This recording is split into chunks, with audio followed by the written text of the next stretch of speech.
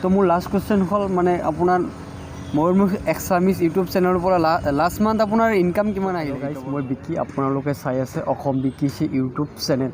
তো আজি মোৰ লগত আছে ময়ূৰমুখ এছামিছৰ অনাৰ নমস্কাৰ। তো মই তাৰ পৰা কিছুমান কথা জানিম। তো ফাৰ্ষ্ট টাইম মানে আপোনাৰ বায়োগ্ৰাফিটো জানিব বিচাৰোঁ। আপোনাৰ ঘৰ ক'ত?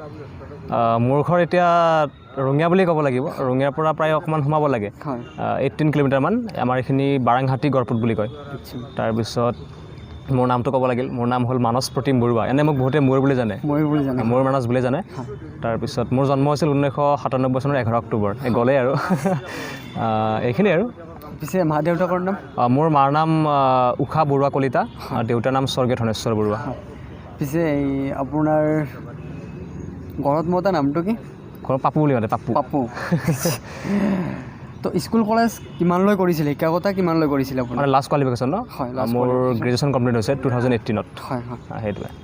এতিয়াৰ পৰা এইটো আৰু এতিয়াৰ পৰা মানে মই যেতিয়া BA পঢ়ি আছিলোঁ, 6th ছেমিষ্টাৰত থাকোঁতে মানে ইউটিউবৰ পোকটো মূৰত সোমাই গ'ল যে ইউটিউব কৰিম।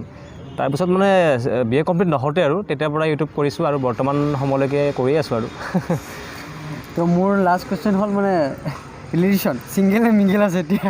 মই এতিয়া ছিংগেল আছোঁ, মানে মিংগেল হ'বলৈ খোজা নাই আৰু। তো মোৰ তাৰ পিছৰ কুৱেশ্যনটো how to start your YouTube journey? YouTube journey মানে মই কি হ'ল অকণমান দীঘলীয়া দেই। মানে মোৰ বাইদেউ এজনী আছিল, বাইদেউক বিয়া দিলোঁ ধেমাজি এডোখৰ ঠাই আছে, বৰদলনি বুলি কয়। গোগামুখত মানে এটা মন্দিৰ আছে, হনুমান মন্দিৰ। এইটো মানে নৰ্থ ইষ্টৰ মানে ডিজাইনৰ ফালৰ পৰা 1 নম্বৰ হৈছিলে। মই এদিন মন্দিৰত গ'লোঁ, তাতে এজন মানুহে মানে ভ্লগ কৰি আছে, ধুনীয়াকৈ কৈ আছে নমস্কাৰ মই আছোঁ এই গোগামুখত। এতিয়া মই দেখি পেলাই ভাবিলোঁ যে মই এটা যদি এনেকৈ ভিডিঅ' বনাওঁ, যদি ইউটিউবত দিওঁ মোৰতো কমচে কমটো 100টাই চাব ন। তেখেতটো বহুত ডাঙৰ ইউটিউবাৰ আছে চাগে, আৰু আগতে মানে 100 ছাবস্ক্ৰাইব থাকিলে বহুত ডাঙৰ লাগিছে। তাৰপিছত এনেই এটা মোবাইলত এনেকৈ ভিডিঅ' কৰিলোঁ। তেতিয়া মোৰ এইটো মোবাইল নাছিলে, এটা বেলেগ মোবাইল চলাইছিলোঁ। সৰুকৈ এটা ভিডিঅ' কৰিলোঁ, তাৰপিছত ইউটিউবত দিলোঁ, ধুনীয়াকৈ গান চান লগাই দিছোঁ। এতিয়া কপিৰাইট কি বস্তু নাজানো, এনেই নতুন যেতিয়া জোচ আছিল না। তাৰপিছত ধুনীয়াকৈ দি পেলাই আপলোড কৰিলোঁ। প্ৰায় মোৰ এসপ্তাহতে মানে 700 ভিউ আহি গ'ল এটা ভিডিঅ'তে। তেতিয়া মানে মই ভাবিছিলোঁ 700 মানে 7 লাখ হোৱা যেন লাগিছিলে আৰু সেইটো সময়ত আৰু দেই। তাৰপিছত তেনেকৈ দিলোঁ আৰু ভাল লাগিলে, সেনেকৈ জাৰ্ণিটো ষ্টাৰ্ট হৈছিল মানে বাইদেউক বিয়া দিয়াৰ তাৰ পৰা আৰু। সেইটো কিমান চনত আছিল? এইটো মোৰ 2018 চনতে আছিলে, মানে জুলাই মাহত আছিলে, 2018 জুলাই মাহত। আচ্ছা, মোৰ তাৰ পিছৰ কুৱেশ্যনটো হ'ল আপুনি এই ইণ্টাৰভিউ চেনেলটো কিয় বনালে? মানে কাৰোবাৰ পৰা মটিভেশ্যন পাই আপুনি ইণ্টাৰভিউ চেনেলটো খুলিলে নেকি? এইটো ভাল প্ৰশ্ন কৰিছা। আচলতে ইণ্টাৰভিউ চেনেল মই যেতিয়া ইণ্টাৰভিউ ষ্টাৰ্ট কৰিছিলোঁ তেতিয়া ইণ্টাৰভিউ চেনেল বহুত কম আছিল। এতিয়া যথেষ্ট সংখ্যক আহিছে, এতিয়া বহুত আহিছে ইণ্টাৰভিউ চেনেল, মানে কি ক'ম আৰু। যেতিয়া মই ষ্টাৰ্ট কৰিছিলোঁ মই মানে ইণ্টাৰভিউ বহুত কম পাইছিলোঁ।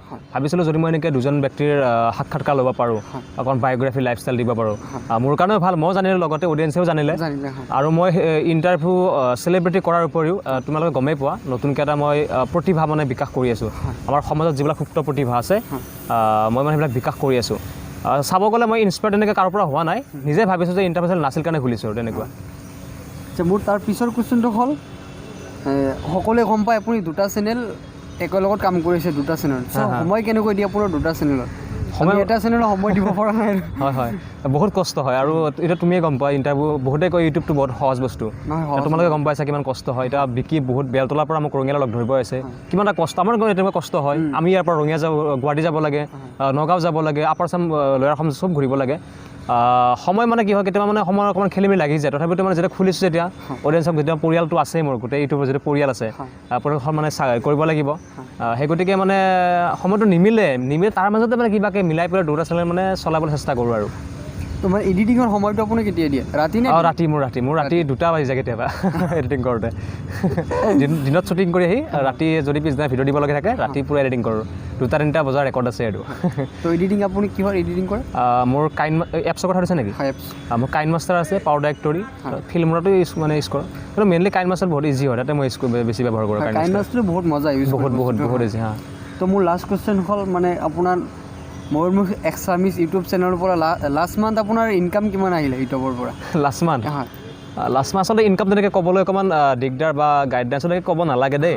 তথাপিতো মানে এণ্ড্ৰইড ফোন এটা ল'ব পাৰি আৰু মানে 15,000 টকাৰ ভিতৰত আৰু এনেকৈ। তেনেকুৱা। ভিডিঅ'টো যদি ভাল লাগে লাইক কমেণ্ট শ্বেয়াৰ কৰিব। আৰু লগতে ছাবস্ক্ৰাইব কৰিব ছাবস্ক্ৰাইব কৰিব আৰু বিকিৰ চেনেলটো আপোনালোকে লাইক ক'লে বিকি লাইক শ্বেয়াৰ ছাবস্ক্ৰাইব কৰক আৰু বহুত কষ্ট কৰি আছে বিকিয়ে আৰু ইয়াৰ পৰা নলবাৰী যাব বিকিয়ে হয় যিমান দূৰ পাৰে বিকিয়ে ছাকচেছ হ'বলৈ গৈ আছে গতিকে আপোনালোকৰো অৰিহণা লাগিব হয় আপোনালোকে যিমান পাৰে শ্বেয়াৰ কৰিব লাইক কৰিব কমেণ্ট কৰিব আৰু বেল আইকনটো দবাই দিব নেকি থেংক ইউ তো আৰু লগতে আৰু এটা কথা হ'ল যে এতিয়া লাষ্ট ভিডিঅ'টো প্ৰেংক কল হৈ আছে কাক কৰিব প্ৰেংক কল তাকেতো মই ভাবি আছোঁ ই আহি পেলাই কৈছে প্ৰেংক কৰিব লাগিব কাৰোবাক কৰিম আৰু নেকি সকলোৱে চাই থাকক দেই প্ৰেংকটো হয়তো জমিব বা কিমান গালি খাওঁ ঠিক নাই কৰিবলৈ চেষ্টা কৰিম আৰু নাম লগাওঁ কাক বা কৰোঁ নাম নকওঁ